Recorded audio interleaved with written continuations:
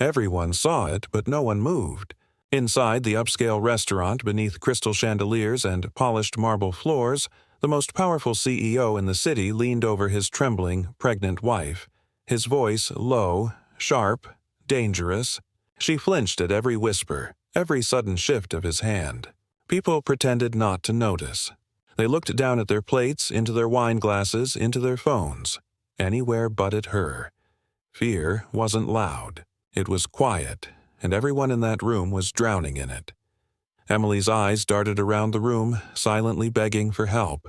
Not one person stood. Security guards watched but stayed frozen. After all, he signed their checks. A couple whispered, "We should go," and hurried out. Nobody wanted to be involved. Nobody wanted trouble with a man whose face was on magazine covers and business shows. Then the restaurant door opened. The sound of heavy boots thudded across marble. Leather jackets. Metal chains. Road dust. 4 bikers walked in, the kind that made people instinctively move aside. Tattoos, scarred knuckles, rough beards, men who looked like problems nobody wanted. The maitre d' panicked. Sir, this is a private estab," but they just kept walking, eyes steady, looking for their reserved table. They were loud, real, unpolished in this perfect world of wealthy silence. And then one of them, huge, shoulders like a wall, saw her, Emily. Her trembling hands, her eyes red from tears she fought to hide, her husband's tight grip on her wrist. The biker stopped mid-step. The restaurant dropped to a hush again. Fear took a breath. He walked closer, slow but certain. "Ma'am, you all right?" The CEO snapped before she could answer. "Mind your business. You don't know who I am."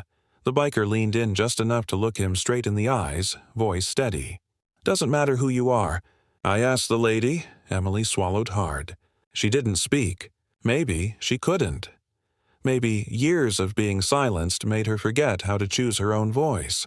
But her eyes screamed, and in that moment one of the other bikers gently knelt beside her and whispered, "You safe with us. Say the word." The CEO stood, trying to tower, trying to intimidate like he always had. "Touch me, and you're finished. I own this city." A slow smile spread across the biker's face. "Good thing we don't belong to it." The room held its breath. Then something unexpected happened. One of the waiters, shaking, stepped forward. "Sir, she needs help." A woman at another table stood too. "I saw everything." One by one, cautious at first, then braver, people rose. A retired soldier at the bar. A young couple. Even a nervous security guard finally stepped up. It was as if courage was contagious. The CEO's swagger cracked. Power didn't protect him anymore, because for once, someone stood between him and the person he hurt.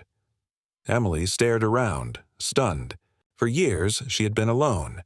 Now, strangers, rough-looking bikers and quiet everyday people alike, formed a circle around her. A shield she never expected. "Ma'am," the biker said softly, "you ready to leave?" Her voice was barely a whisper. Yes, the bikers walked her out, no shouting, no fight.